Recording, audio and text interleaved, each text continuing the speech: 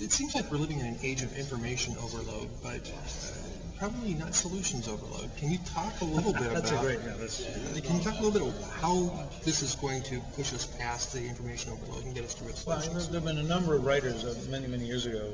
Kenneth Boulding wrote a book on information in which he made exactly that point. And I used to work with Alvin Toffler and Heidi Toffler in developing Future Shock and the Third Wave. And the whole notion that you have to distinguish between knowledge and information. Right.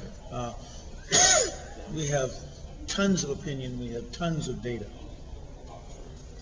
Translating that, and this is of course the essence of why the Founding Fathers were for a Republican form of government rather than a mass democracy. Translating all that data, all that opinion, into a workable solution is really hard. It takes an enormous amount of a creative effort. And what we've been trying to do, since I stepped down as Speaker in January of 1999, is I've been trying to understand at a very basic level what's happening in the world around us, what we need to do, what the principles are that work, and then how to translate that into specific solutions that could actually be applied at all levels of government, from school board to the presidency, 513,000 elected officers. And to what degree does that require that you change civil society and the cultural framework within which people do this? American Solutions is my best effort to try to launch a movement that understands that you have to have real change, that the real change has to be at every level of government, that science and technology are going to be the great drivers in the next 35 years or 40 years, and that if you take the three things, science and technology, the principles that worked historically, such as the free market, entrepreneurship, the work ethic, and the core values of American civilization, which have made us the freest and wealthiest and most effective integrating society in history. If you go back and reapply those three again and again and again, you begin to see specific solutions that are dramatically more powerful than the mess we're currently in. And so that's why we created American Solutions. That's why we're so excited by launching it. And we see this as the beginning, not the end. This is a 5, 10, or 15-year process. It's not a 6-week process.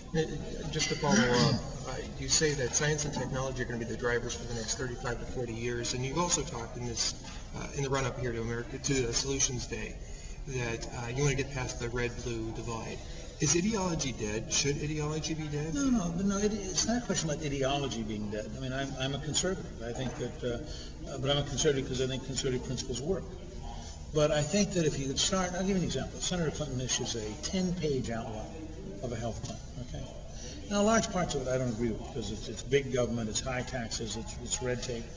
But surely out of 10 pages, there are 6 or 7 things you could say, that's a pretty good idea. Could we do that? And try to find common ways to talk together about the world you want to create rather than seek out how to fight each other all the time.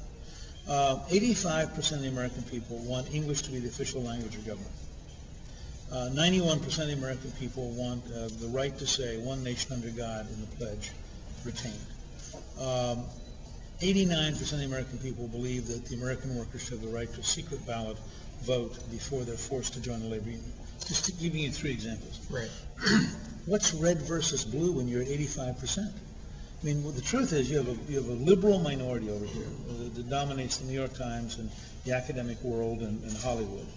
And then you have this huge, massive 70, 80, 90% majority over here. And the combination of Republican incompetence and Democratic cleverness makes it look like it is a narrowly divided country, when in fact the country's not divided, the politicians are. And so I want to reunify the country around values that are absolute massive majorities.